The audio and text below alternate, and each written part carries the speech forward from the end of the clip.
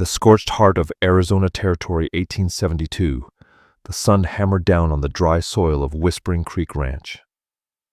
Veyra Quinn stood on the weather-worn porch, eyes narrowing toward the dusty horizon, where wind devils danced over the parched earth. At 32, widowhood had carved quiet sorrows into the lines near her eyes, but it hadn't stripped away the iron resolve set in her jaw, nor the beauty that still drew hungry stares from neighboring landowners. 6 months had dragged by since Solvin's lifeless body was returned thrown from his horse during a violent thunderstorm. Half a year of clawing survival, rising before first light, mending fences with bleeding fingers, hauling water under a cruel sun, and trying to keep what was left of their dream alive. She ran a calloused hand through her chestnut hair, now laced with silver too soon. Loneliness lay heavy on her, as relentless as the desert heat. The nights were worst, the silent chair across the table, the cold hollow in the bed. "You can't keep this ranch alone, Mrs. Quinn." Sheriff Carr had warned just yesterday, his gaze lingering on the gold ring still circling her finger. "A woman has no business running land like this. Sell to Drex Malron before there's nothing left to sell." Drex Malron. The name soured her stomach. That rich cattle king had been circling like a buzzard, tossing out insulting offers while his men accidentally let their herds graze her pastures. Just last week, her western fence was slashed clean through. His longhorns had trampled what was left of her cornfield. Veyra closed her eyes, shoulders aching under the weight of being unwanted and alone. The wives in town kept their distance, whispering that a proper lady would have packed up and headed east by now. But those men didn't pity her. They were circling for blood. The crunch of hooves across hard dirt made her spin. Grabbing the rifle Solvin had taught her to shoot. Visitors, unannounced, rarely brought good tidings. "Mrs. Quinn," the voice came from Thane Rook, the general store man, looking stiff in his saddle. "Brought your supplies." He wouldn't meet her eyes as he dismounted. "Thank you, Mr. Rook. I appreciate it," she said, pulling out her coin purse. "There's talk in town," he muttered, nodding toward her dying field. "Malron's planning to dam the creek upstream. Says it's on his land." The creek, her only water source. "He can't," she replied, though they both knew he could. The law didn't side with widowed women. Scraping for survival, it sided with men like Malron. Rook only shrugged, accepting her payment. Couple Apache passed through town. "Yesterday," rattled some folks. "Army's hunting 'em, but they vanished into the mountains." He paused. "Strange days, ma'am. A woman running a ranch. Savages wandering free. The world's changin' and not everyone's happy about it." After he rode off, Veyra stood still on the porch, watching the sun burn low behind the mesas. The final light lit the dry creek bed that snaked across her land like a dying vein. Malron wouldn't rest until he drove her out. She had no kin back in Boston, no money to start fresh elsewhere. This harsh land, as brutal as it was beautiful, was all that remained of the life she and Solvin built. That night the cries of coyotes echoed across the empty dark as she paced her kitchen. Lamplight threw her shadow tall and lonely across the walls. A letter lay on the table from her sister back east, begging her again to come home before the wilderness claims you too. But Boston wasn't home anymore. This was, even with its rough edges. The golden cliffs at sunrise, the sagebrush after rain, the vast sky that made her feel both tiny and eternal. A dangerous idea took root in her mind. At dawn, Veyra saddled up and rode into the foothills, toward where the Apache were rumored to camp. Her heart pounded, but her grip on the reins was firm. Stories told by settlers painted the Apache as bloodthirsty, but Solvin had always said those tales were twisted to feed the Army's cause. "They know this land better than we ever will," he told her once. "They treat it with respect we barely understand." As the terrain grew steeper, her mare stepped carefully between rocks and thorny brush. Junipers rose around her, and the air turned sharp with pine and altitude. Veyra stopped to sip from her canteen and scanned the land. No smoke, no sound. Yet something told her she wasn't alone. 2 hours in, she felt it more than saw it, eyes watching her. She pulled her horse to a stop. "I come in peace," she called out into the stillness. "I need help, someone who knows this land." Nothing, only wind rustling the brush and a hawk's cry high above. "I have coin," she added, cheeks flushed with doubt. "There's food, shelter." She was turning back when he appeared like he'd stepped out of the stone itself, tall, broad, moving with the still grace of a cougar. His black hair hung in twin braids. His face was carved with harsh beauty. High cheekbones, a square jaw, eyes that held decades of storms. A scar ran from his temple to his jaw, like a trail burned into copper-toned skin. "You ride alone," he said. His English was clean, his voice deep as canyon stone. "Not exactly wise, I know," Veyra Quinn replied, lifting her chin with stubborn grace. "But necessity doesn't always ask permission from wisdom." Something flickered behind his eyes. Surprise, maybe even a trace of respect. "I'm Veyra Quinn," she went on. "I own land down in the valley. I need help. Someone who knows how to make life grow in dust." He didn't answer right away. "Why come to Apache?" he asked at last. "Because white men want my land, not the work. Because I've heard Apache can pull rain from a dry sky and coax corn from stone." She said, her voice steady despite the weight behind her words. He studied her long and hard, like he was searching her soul without asking permission. Her horse shifted, snorting in the silence. Finally he spoke. "I'm Raik. It means one who walks in two worlds." He motioned toward the worn cavalry coat hanging over his traditional leggings. "Fitting, don't you think?" Veyra gave a cautious nod. "My neighbors aren't fond of Apache on nearby land." "They already want you gone?" he asked flatly. "They always have," she said. "Their opinion holds no weight here." For the first time a ghost of a smile touched his lips. "But courage won't make crops grow. Will you help me?" she asked plainly. Raik was silent for so long she thought he might walk away. Then just once he nodded. "I'll come. Not for money. For the land." His eyes drifted toward the distant valley. It was Apache land long before. The earth remembers. And just like that, Veyra Quinn made the boldest choice of her life, one that would send whispers across the territory and turn her world on its head. The ride back to Whispering Creek Ranch was tight with tension. Raik rode beside her, solid, quiet, unsettling. But his presence held a strange comfort, like a storm that hadn't broken yet. Every so often she caught him scanning the land. A hawk overhead. Faint animal tracks. Shifts in scrub grass that hinted at hidden springs. "Your land's thirsty," he said, suddenly breaking the long silence, "but water runs beneath. The old ones knew how to dig for it." "Can you show me?" she asked, hope flickering alive inside her. He nodded. The earth speaks. Few listen. As they reached the final ridge, the ranch opened before them.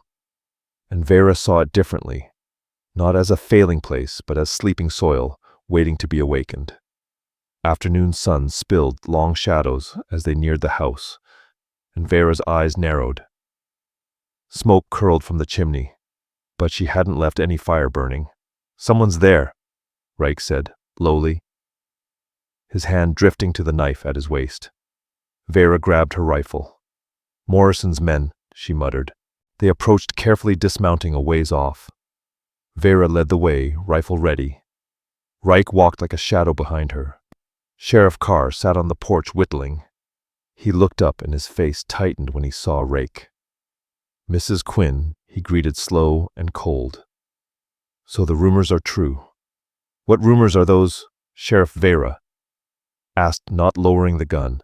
"That you've lost your damn mind," Carr said. His eyes narrowed on Raik. "Riding into Apache land alone. And dragging one back." "Raik is my ranch hand now," she said firmly. "I hired him for his knowledge of desert farming." Carr spat tobacco into the dust. Is that what they're calling it these days? Heat flushed Veyra's face. State your business or get off my land. He held out an envelope. A message from Drex Malron. He's raised his offer. Says it's his final courtesy, before moving to less polite measures. I'm not afraid of Morrison. Veyra snapped. You should be warned. Men like him don't take kindly to no. Especially not when there's savage assistance involved. He shot Raik another glare. Message received. Now go, she said coldly. Once Carr rode off, Raik turned to her, that same unreadable stare in his eyes. You know what you've done, he asked quietly. By bringing you here, she replied. Yes, I've made my stand. I'm not backing down. They won't forget this, he said. A white woman, an Apache. I'm not looking for forgiveness, Veyra said, her voice firm. Just survival. She gestured to the barn. There's a small room out back. It's dry. It's yours. Raik shook his head. I'll sleep beneath the stars, not behind walls. He made a subtle motion with his hand, like brushing away a memory too heavy to hold. Too many walls, he murmured. Too much like the camps. As dusk settled over Whispering Creek, Veyra Quinn stirred a modest pot of beans and cut slices of cornbread. She wasn't expecting company, but Raik appeared by her door, silent and steady. Without a word, he sat across from her, moving with the quiet grace of a predator at rest. They ate in silence, not awkward, but reflective, like two souls measuring the road ahead. Later, while rinsing dishes beneath the warm glow of lamplight, Veyra glanced out the window. There he stood in the open yard, face tilted to the heavens, lips whispering something ancient prayer, perhaps. The stillness of his form stirred something inside her chest. A hollow ache, recognition. Maybe it was just the bond between two people who'd both carried too much loss. She turned away. That moment was his alone.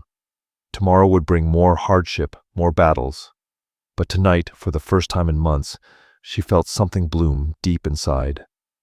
Hope thin and stubborn, like desert sage pushing through stone. At the crack of dawn, Veyra was already up, unrested, haunted by dreams of Solvin and the weight of her decision. She pulled back the curtain and scanned the ranch. No sign of Raik. Her stomach dropped. Then far off by the eastern fence line, she saw him still as carved rock, watching the horizon bloom gold and amber. Was he truly staying, or just passing through? She couldn't blame him if he left. She'd invited trouble the moment she brought an Apache to her ranch. But something in his gaze the day before, like he knew what it meant to stand alone against a storm, had given her reason to believe. She threw on her coat, gathered a few eggs from the coop, and made her way toward the fence. But he was already gone. A voice came behind her, deep and calm. This soil remembers water. Startled, she turned to find him kneeling, rubbing dirt between his fingers. Up close, in this morning light, she noticed details missed. Before the fine beadwork on his knife, the eagle feather, braided into his hair, the sun catching glints of amber in his eyes. The creek's been dry for months, she said softly. Surface water, yes. He nodded toward the hills. But underneath, it still flows, deep like old scars. By the third week, Veyra knew without doubt she'd made the right call, though Drex Malron's riders passed by more often now, circling like buzzards. And Sheriff Carr had even dropped in with a smirk and a warning. Careful, Miss Quinn, he'd said, hat in hand. Folks don't like seeing an Apache near their fence lines, especially one who might have bled bluecoats in the war. I hired a man who respects land, she'd answered coolly, unlike some cattle kings, who don't know the meaning of boundaries. She didn't bother telling the sheriff how much Raik had already changed her world. He'd found buried springs, dug water channels, and taught her how to plant the Three Sisters corn beans, squash, just like his people had done for generations. They grow together, he'd told her, guiding her hands. Corn stands tall, beans climb high, and squash shields the soil. Alone they struggle. Together they thrive. Simplicity hit her harder than any sermon. She'd spent so long standing alone, trying to weather it all. But even plants' new strength came from leaning on others. They worked side by side from sunrise to sunset. Raik wasn't a man of idle talk, but his silence carried weight. It wasn't emptiness, it was respect. And it made the old aching silence of Solvan's absence feel less suffocating. Surprisingly, she found herself speaking more. At first just about the land ditches. Solvan never finished which crop rose to test first. But then, old stories poured out. Childhood memories from Boston. The books still stacked beside her bed. How she'd met Solvan at a lecture on Western expansion, and how their love had shocked her family. And Raik, he listened. Truly listened. When he spoke, it was rare, but his words cut deep, always landing true. One evening, while mending a busted fence, he asked, "Why do you stay?" His eyes searched hers. "Townfolk say no woman should run land alone, that you don't belong out here." Veyra looked to the far-off mountains cloaked in twilight. This ranch was a promise Solvan and I made, a future we dreamed of. Without him, it's still mine, just not the future I expected. She touched the band still wrapped around her finger. "You grieve," he said, not a question, just a knowing. She nodded. "Some days more than others." He spoke low, almost reverent. "My people say grief is like a river. It finds its own path. Fight it, and it'll tear you apart." Something in his tone, quiet, broken but whole, made her look at him longer than she meant to. He didn't answer right away, just stared off into the distance like he was seeing something far beyond the horizon. The quiet between them stretched heavy, not with discomfort but with memories too hard to voice. "My wife, my boy." Raik's voice finally came low and steady. "Soldiers raided our village while I was out hunting, 3 winters back." The words were simple, but they hit Veyra like a punch to the chest. Her eyes stung. "I'm sorry," she murmured. "I wanted to die too," he said, softer now. "I tracked them, took out 3 before they caught me." He brushed his fingers along the scar that ran down his cheek. "Left me for dead. But the earth said not yet, so I lived." They didn't speak after that, just sat in silence as night settled around them, and fireflies blinked like spirits dancing through the dark. There were no empty condolences, no need to explain, only the quiet recognition of wounds that hadn't fully closed. That night Veyra slept deeper than she had in months, but come morning, Raik was gone before the first rays of light had touched the sky. She told herself it was better this way. He'd helped her, gave her tools to keep the ranch alive. That should have been enough. Still, as she fed the chickens, stitched a tear in her work dress, and tugged weeds from the vegetable patch, she kept pausing, listening for a footstep that didn't come. Her gaze drifted to the distant hills where he'd first appeared. By midday, dread gnawed at her. Had Sheriff Carr caught him? Had he just moved on? She was in the barn, brushing down her mare in slow robotic strokes when she heard footsteps crunch the dirt outside. Raik stood in the doorway, a deer draped across his shoulders, his face unreadable as always. "You came back," she said, unable to mask the relief in her voice. "I said I'd help," he replied simply. "The work ain't done." That night they roasted venison over an open flame. Raik showed her how to use it, all the meat for eating, the hide for leather, bones for tools. Nothing wasted, everything sacred. "My people live this way for generations," he explained, slicing meat into strips for drying. "We take what we need. Give thanks for every life that feeds ours." The fire cast flickering light across his face, softening the edges, usually carved in stone. Veyra watched him more closely now, noticed the tenderness in his hands, the way his eyes warmed when he spoke of the land, the quiet pride he carried even in pain. Then he looked up and caught her watching. She didn't look away. "You see me," he said. 3 words. That was all. Yet they carried the weight of everything he was. Apache. Warrior, widower, man. "Yeah," she whispered. I see you. Something changed between them that night. Delicate like a sprout pushing through dry soil, but alive. Their days fell into rhythm, rising with the sun, working side by side, sharing simple food and rare stories. Raik told her of his youth, of Apache ways, before boundaries fenced them in. Veyra spoke of Boston, of the books she still clung to, of the lonely terror that filled her first months in Arizona. Little by little, she realized she didn't cry every night anymore. The crushing silence that had filled her life since Solvin died had lifted. She laughed sometimes now at Raik's rare, sharp observations. She caught herself planning for next season's crops, thinking of growth instead of just survival.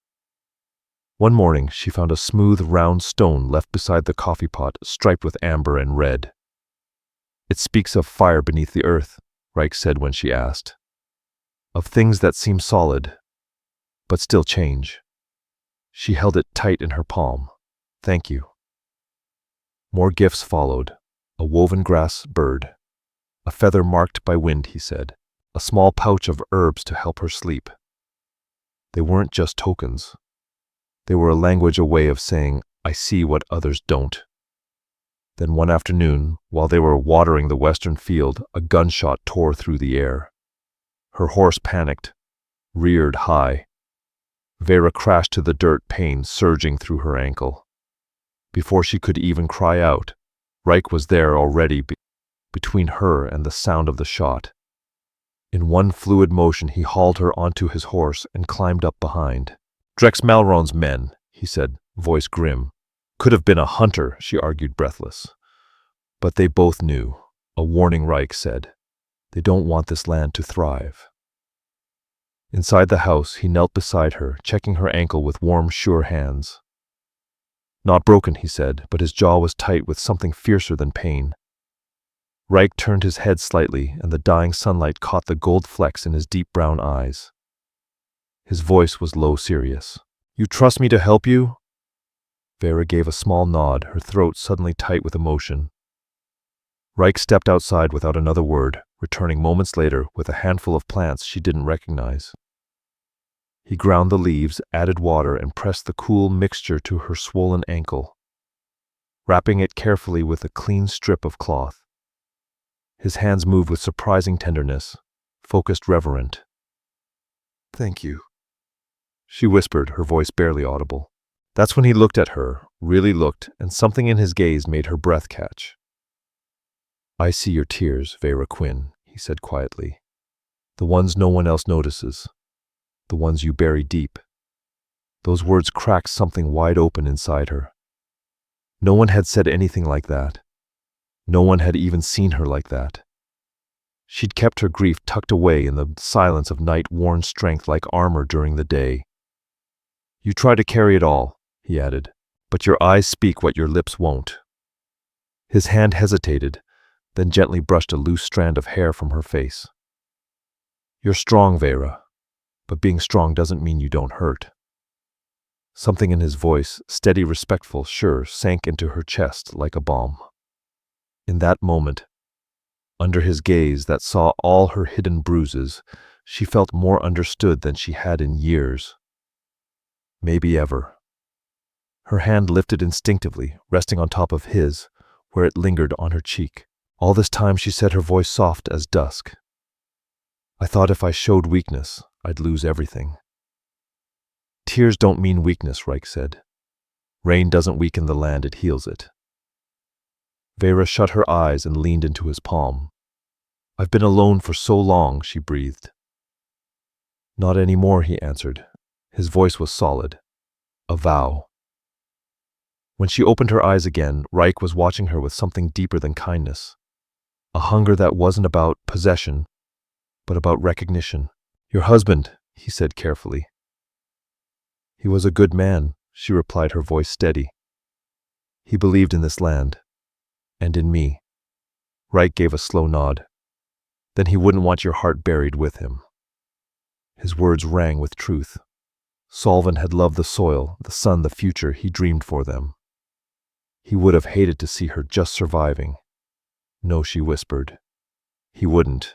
That night, Rain tapped gently on the roof for the first time in months, like the sky itself blessing something new, being sown beneath it.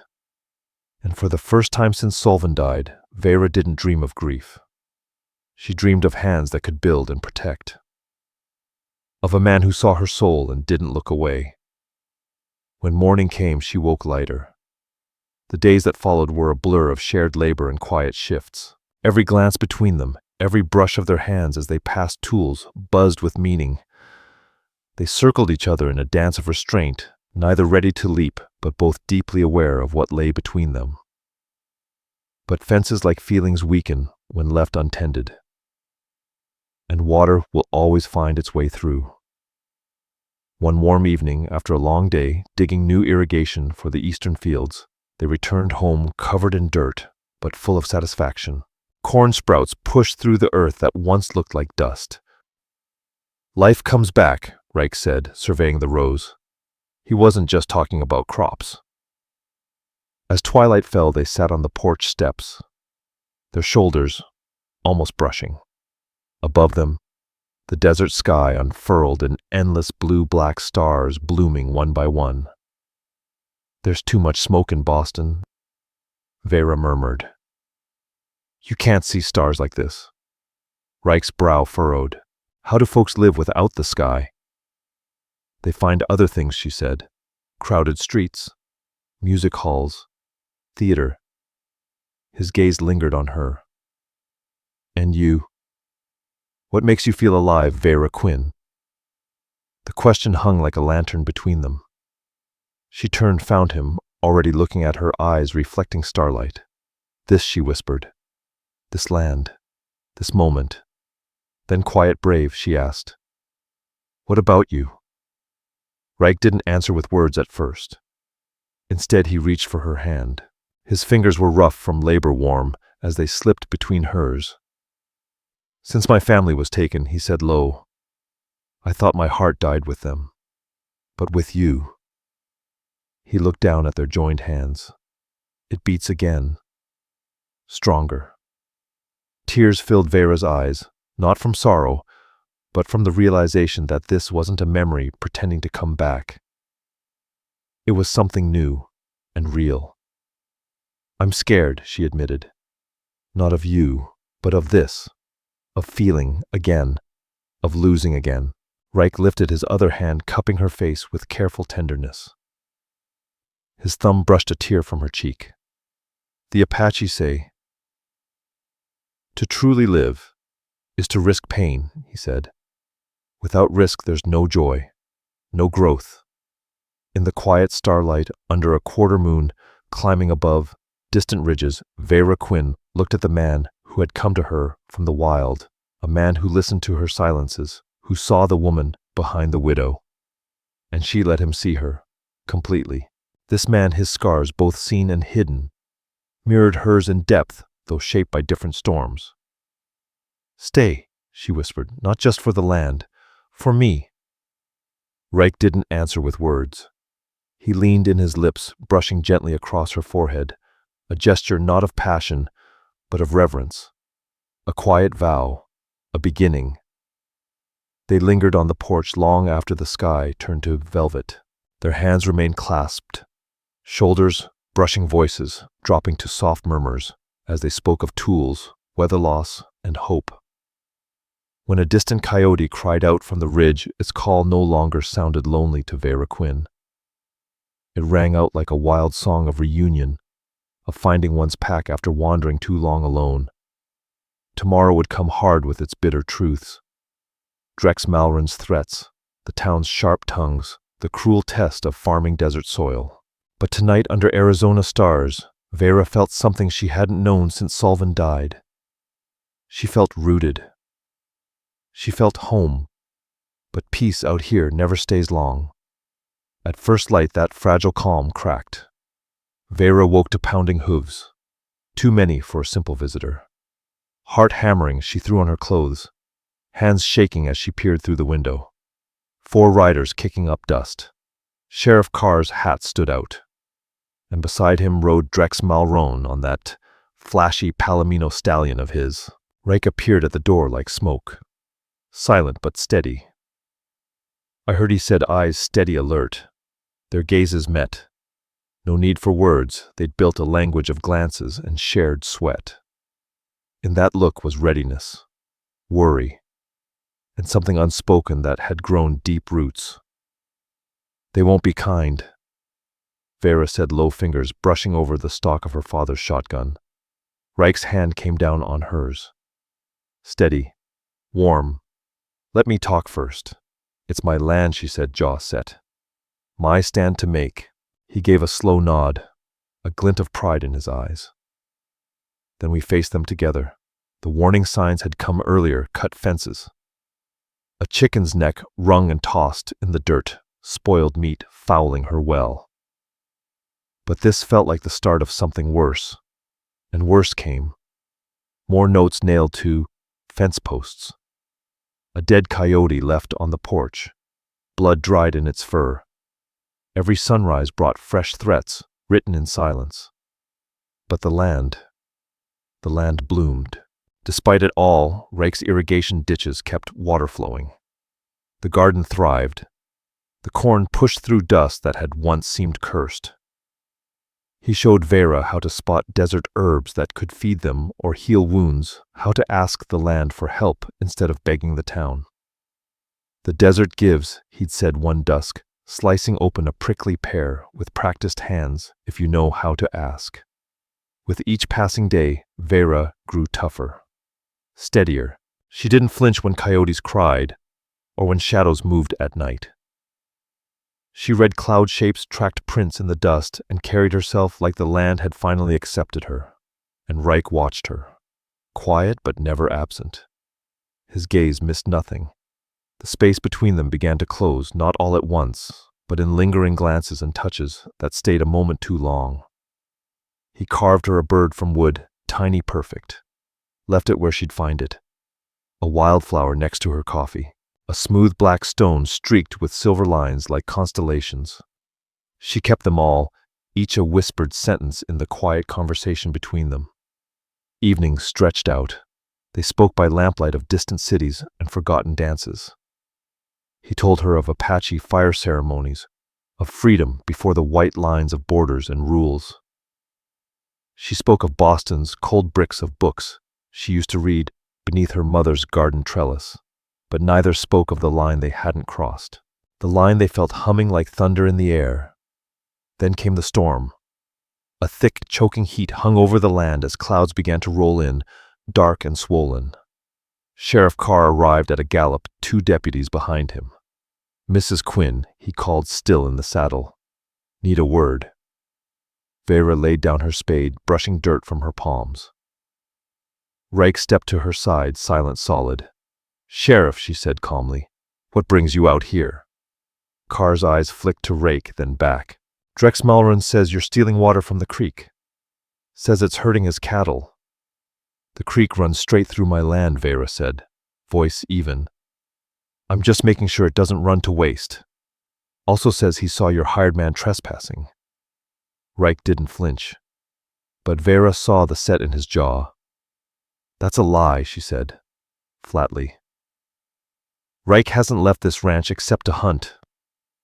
Veyra said, her voice steady, despite the tension in her chest, and never anywhere near Drex Malron's spread. Sheriff Carr's jaw tightened. Army's been sniffing around too. Got word of an Apache matching his look. One that broke custody after killing 3 soldiers.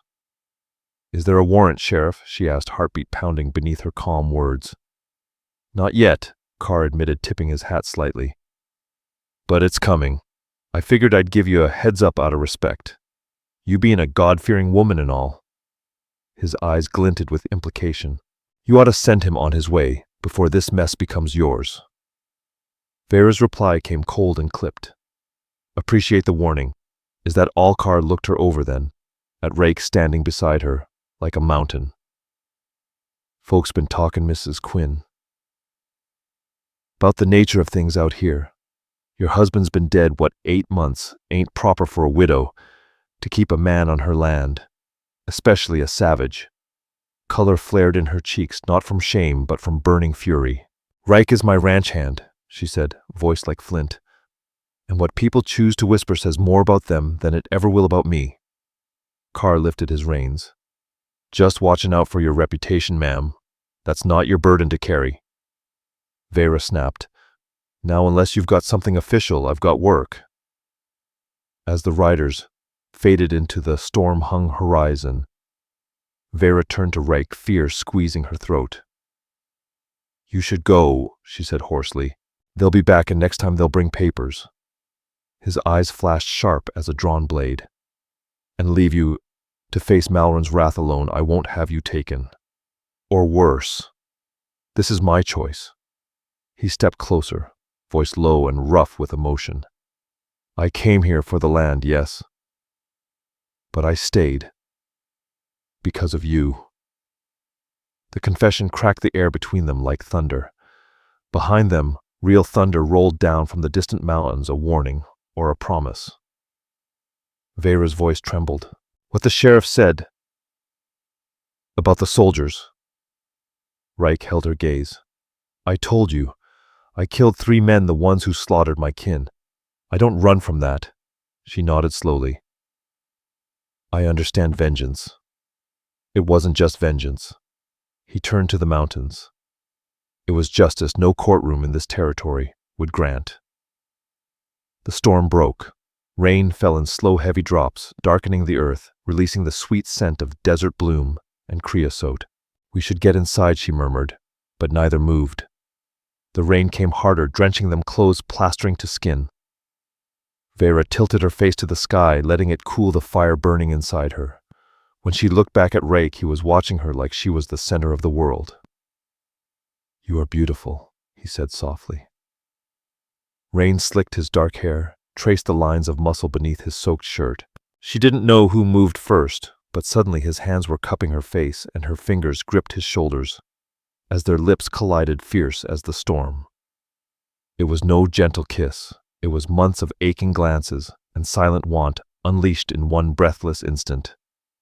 His mouth was fire against the cool rain, his touch reverent, hungry.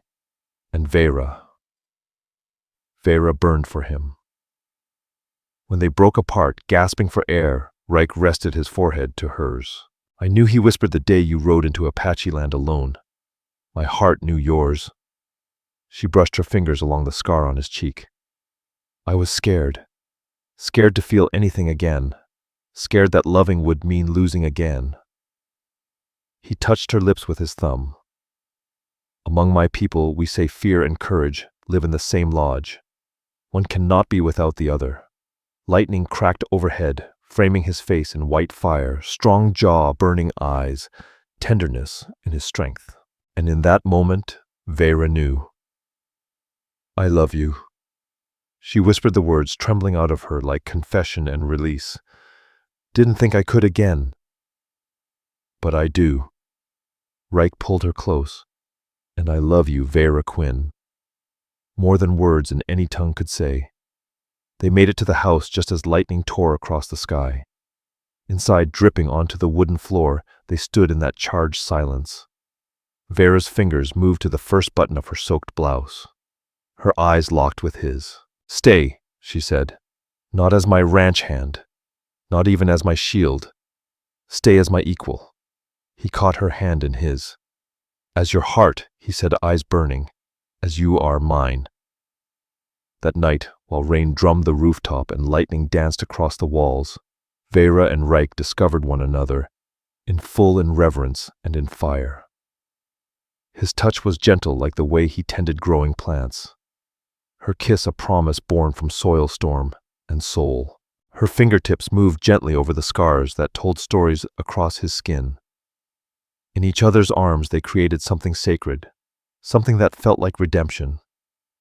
Wrapped in tangled sheets, her head resting on his chest, Veyra Quinn listened to the steady beat of Raik's heart and felt a part of herself come back to life, a piece she thought was gone forever.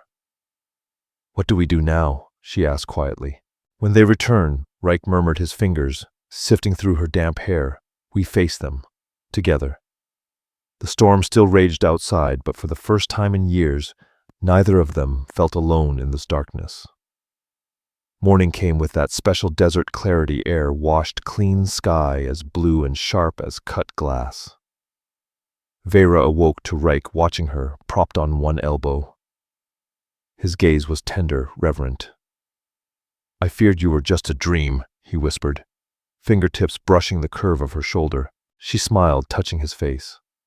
"I'm real," she said, softly marveling at how natural it felt to wake beside him as though her body had always known his.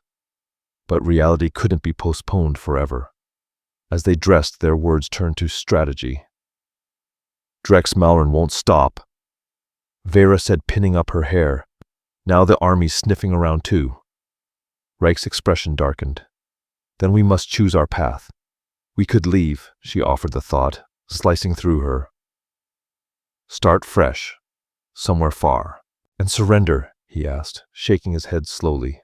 "No. This land is worth fighting for. What we're building here is worth fighting for." His eyes locked on hers. "But the choice must be yours. I won't drag danger to your doorstep." Veyra stepped close and took his hands in hers. "I made my choice the day I rode into those hills to find you. I just didn't know it then." Their fingers entwined her old wedding band, glinting faintly against the bare strength of his hand. It was a quiet symbol of everything they stood to lose, and everything they refused to let go of. "Then we get ready," Raik said simply, "and we show no fear." The days that followed were a strange mix of love and war. By daylight, they braced for the worst, reinforcing doors, creating escape paths, hiding caches. But by night, they reached for each other with hearts wide open. Their bond deepened. Veyra discovered the subtle humor beneath Raik's stoic face, the gentleness in his touch.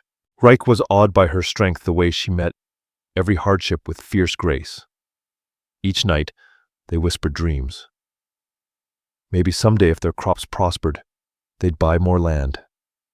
Maybe people would learn to see past the lines drawn in skin and history. Maybe, just maybe, they'd have a family of their own. They both knew these were fragile hopes, but hope they had come to learn was its own kind of rebellion.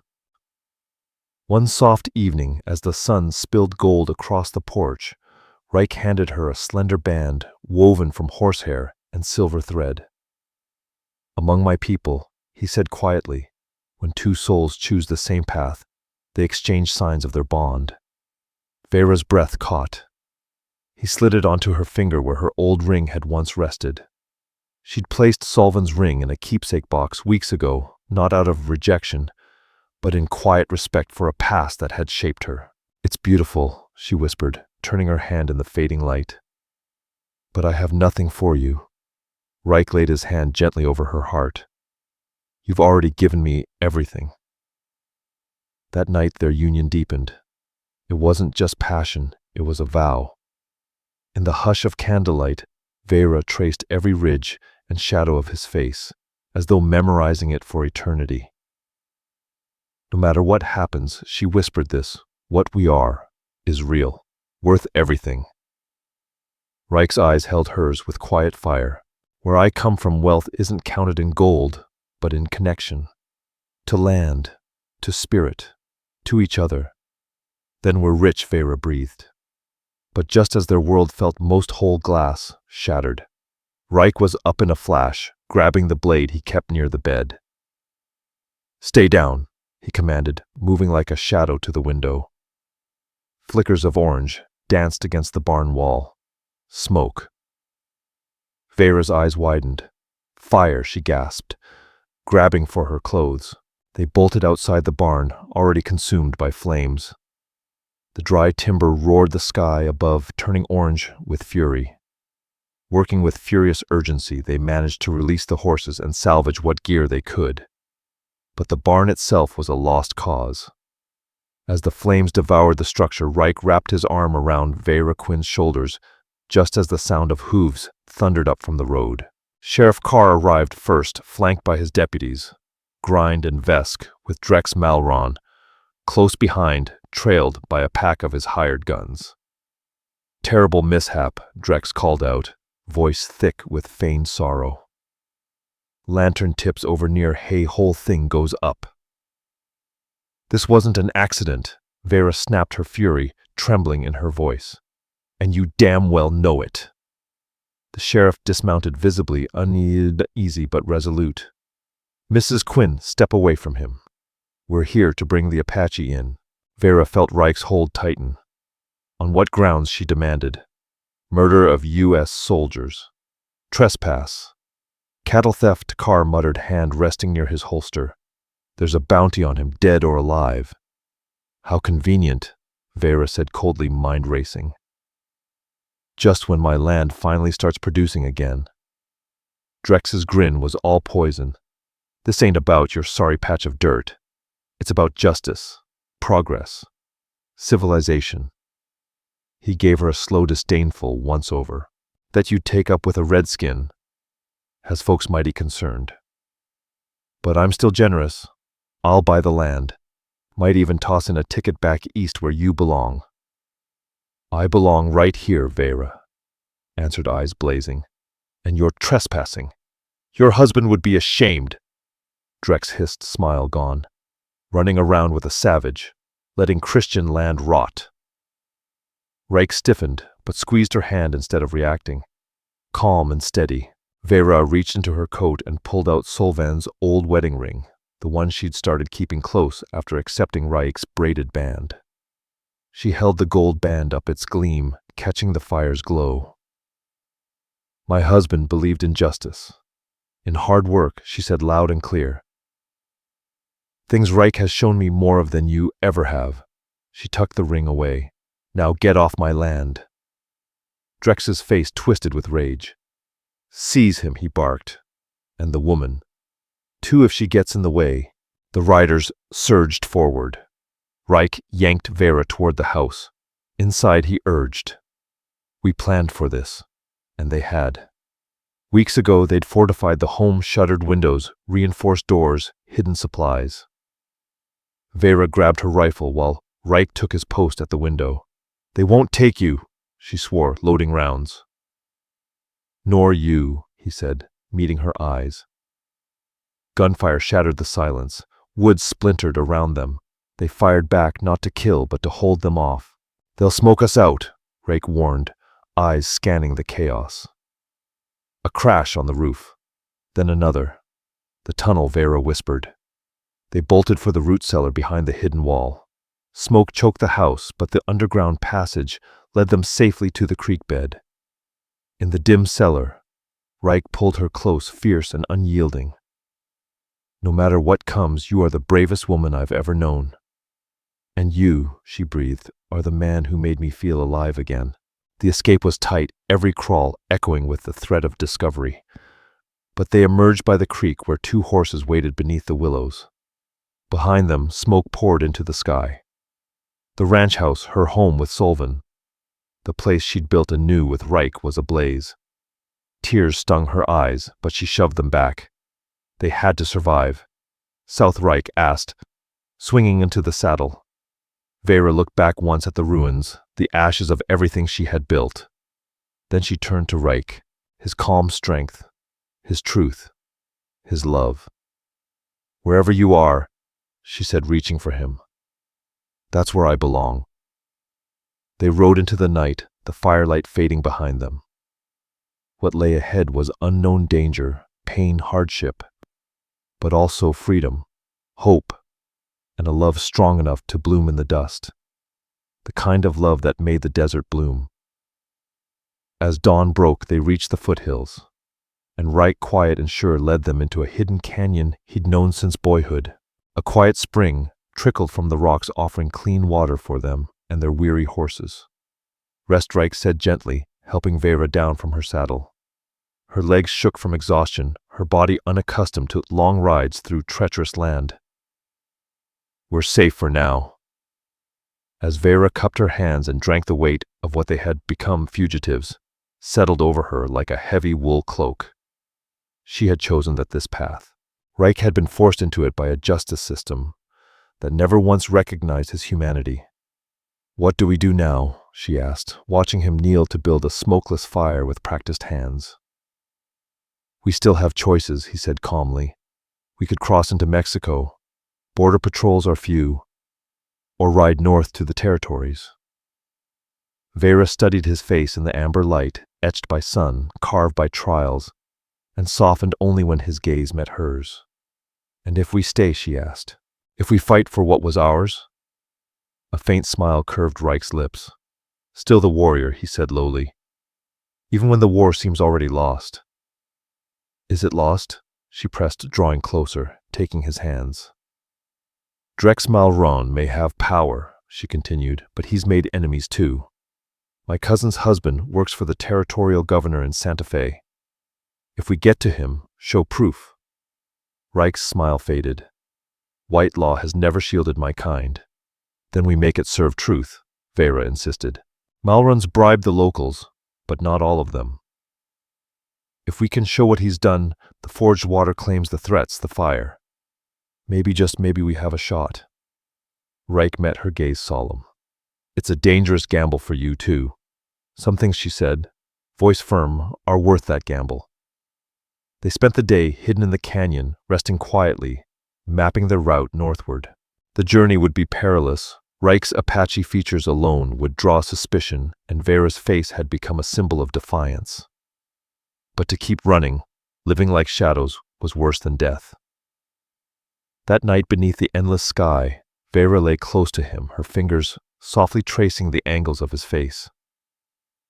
"I lost my home," she whispered. Raik took her hand, pressing it to his lips. "Home isn't wood and stone," he said. "It's where the soul rests, where the heart finds peace." His words pierced deep. The land, the house, it was gone. But what truly mattered had survived: their love, their unity, their shared fire. They knew this fragile peace wouldn't last. In days, they would begin the dangerous ride to Santa Fe, 300 miles of peril and pursuit. Search parties already roamed the land, and the longer they stayed, the more danger they drew. The next morning, as they packed, Raik spoke low. "We should split. You'd make it faster on your own. I draw too many eyes." Veyra turned sharply. "No, we stay together. I won't be the one who walks free while you're hunted." "Veyra." "Please." "No," she cut in. "Together, Raik. Always."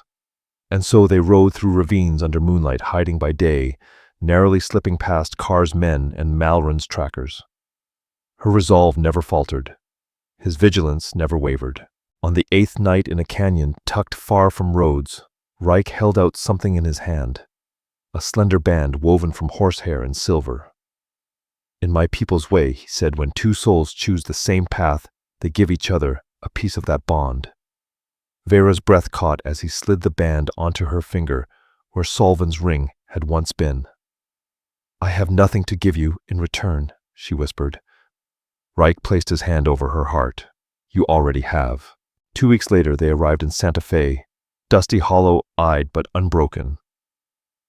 Eldran Vos, Veyra's cousin's husband, was stunned at their tale. But the letters Veyra had saved, Drex Malron's threats, forged deeds, and her own testimony began to crack the wall of doubt. "This won't be easy," Eldran warned. "Malron has powerful allies, and—" his eyes flicked to Raik. "Prejudice runs deep." "So does truth," Veyra said calmly. "And truth is on our side." To his credit, Joran Hale, the territorial governor, agreed to listen. The investigation that followed tore back the veil. Malron's years of intimidation, his land grabs, his encroachments on reservation soil. As for the murder charges on Raik Apache, witnesses spoke. The soldiers had attacked first. Their raid wasn't justice. It was ambition. One reckless lieutenant acting without orders. 3 months later, Veyra and Raik stood upon the charred remains of Whispering Creek Ranch. Drex Malron was facing trial, his empire splintering as those he'd trampled began to rise. A spring trickled down from the rocks, giving fresh water to both the weary horses and the 2 travelers who had no home to return to. Rest, Raik told Veyra, helping her down from the saddle. Her legs were shaking, muscles strained from too many days in the saddle. She wasn't built for this, not yet. "We're safe for now," As Veyra drank with cupped hands, cold water trickling through her fingers, the truth settled over her. This was real. They were outlaws now. She because she'd chosen it. He because the law had never seen him as anything more than a shadow. "What happens next?" she asked, watching Raik kneel and build a fire so low and neat it barely smoked. "We still have paths," he answered, voice calm in the face of uncertainty. "We could head south, cross into Mexico, not many patrols, or ride north toward the territories." Veyra studied his face in the firelight, the angles carved by sun and wind, the strength etched into every line, and the warmth in his eyes that always stopped her breath. "And if we stay," she asked, "stand our ground." A half-smile ghosted his lips. "Still a warrior, even when the war seems lost." "Is it lost?" she pressed, moving closer. She took his hands. "Drex Malron has money and friends in high places," she said, "but enemies too. My cousin's husband, Eldrin Voss, works with a territorial governor.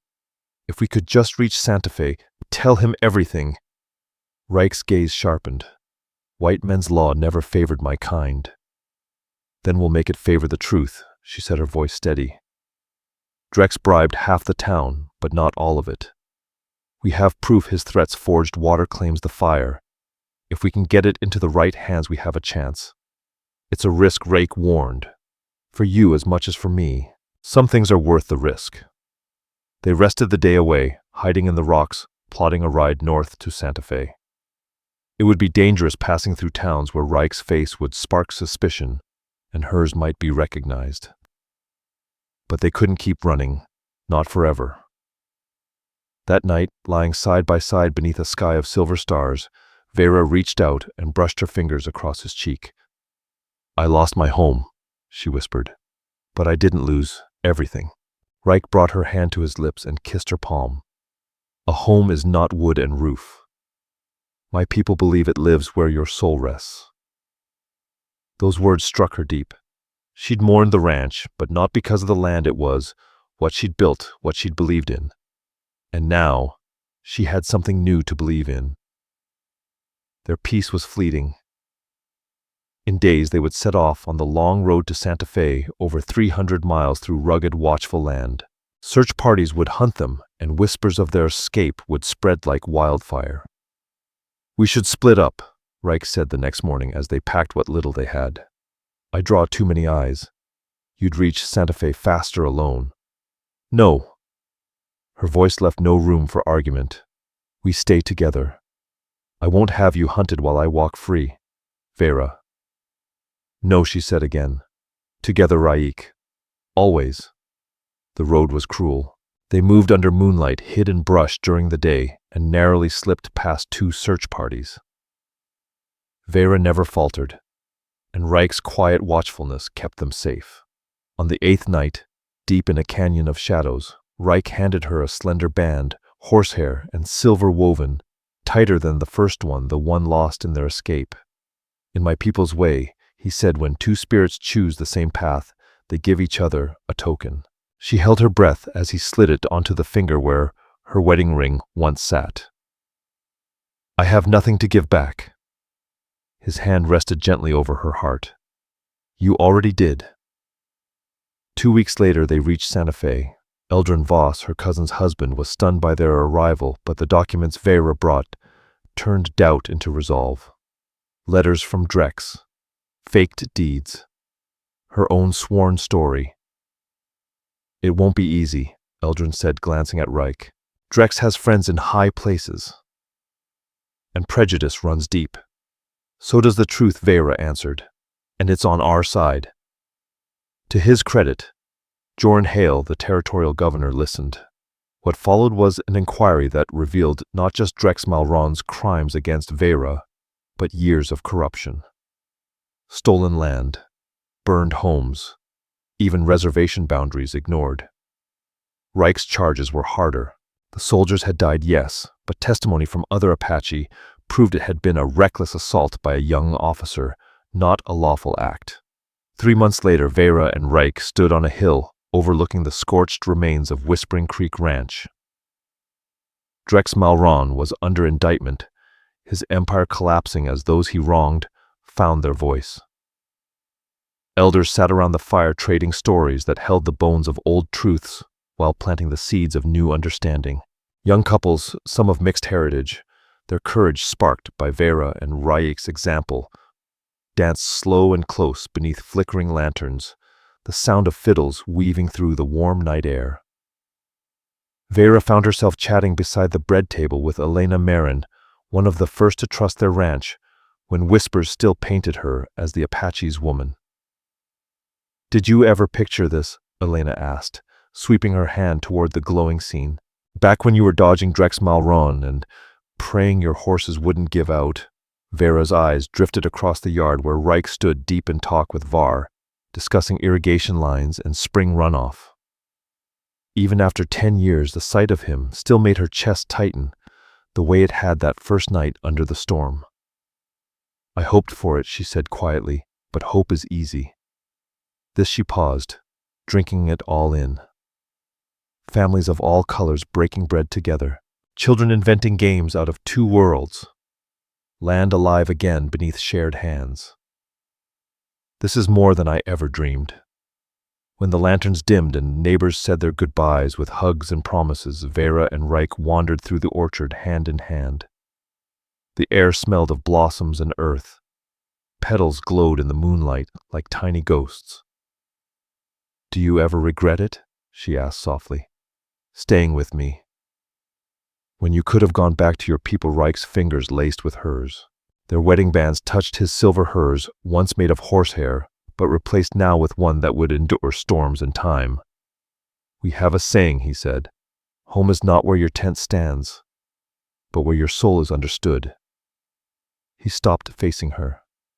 The love in his gaze was still as fierce and gentle as the day they stood shoulder to shoulder, daring the world to try and break them. "You are my home, Veyra. You always were." Their children's laughter rang from the house, Rivenix calling that Scylla wouldn't sleep, Terran asking for one last story. The sweet chaos of family. Something neither of them had dared imagine back when everything they owned fit in one saddlebag. "We should go in," she murmured, though every bone in her body begged to stay.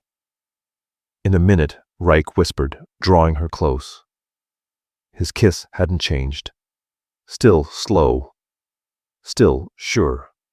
Still enough to make the whole world hush. His hands, rough but reverent, cupped her cheeks the same way he had on that rain-soaked afternoon when they finally stopped pretending. When they parted, Veyra pressed her forehead to his chest, listening to the steady thrum of the heart that had taught her love didn't have to be loud to be strong. "Who would have guessed," she said, voice thick with memory, "that when I hired an Apache to fix my fences, he'd be the one to see the tears. No one else even noticed." Raik held her tighter. "And who'd have thought a white widow would look past the warrior's armor and touch the wounded man beneath?" Together, they walked toward the light pouring from their windows and the chorus of small voices calling their names. Behind them, petals floated down like snow, soft promises of seasons still to come. The road they'd walked had been far from gentle. They had lost things, fought battles, buried pain. But as Veyra Quinn and Raik stepped across the threshold of the house they built with blistered hands and stubborn hope, one truth stood unshaken: every step, every scar had led them here. Not just to love, but to belonging. Not just to passion, but to peace. In a land that once split folk by blood and name, they'd built something stronger than blood. Stronger than hate. A life. A legacy. In a time when hate still loomed tall, they proved that love could grow taller. Upstairs, as they tucked Rivenix and Terran into bed, and Scylla finally gave in to sleep, Veyra caught Raik's gaze in the golden lamplight. No words passed. They didn't need them. Her eyes said, "I see you." His answered, "And I you." Two souls from different fires burned into one light. Something new, something beautiful, something that would outlive them both in the hearts of their children and the soil of their land. A legacy of stubborn love, wild courage, and the refusal to let the world decide what was possible. The story of Raik and Veyra might be fiction, but in their triumph we glimpse a truth worth chasing. A world where skin doesn't divide, where love speaks louder than judgment, and where courage, quiet or loud, can remake the land. May we all have the grit to build bridges like theirs. And may our homes be filled not with walls, but with the hearts that understand us. If this story stirred something in you, leave a comment, share it, and hit subscribe. We'll keep telling stories that matter about love, redemption, and the fierce beauty of the Old West. Stick around for the next tale. It's waiting just for you. All stories are created for entertainment purposes and may include fictional elements or dramatized interpretations inspired by historical settings. We use AI tools, voiceover visuals, scripts as creative assistants. However, all content is reviewed, refined, and edited by humans to ensure emotional authenticity and storytelling quality. We fully comply with YouTube's policies regarding AI-generated content and do not use any deepfake techniques or misleading recreations of real individuals. All visuals and supporting materials are properly licensed. Sharing, re-uploading, modifying, or distributing any part of this content in any form requires written permission. We appreciate your support and respect for original creative work.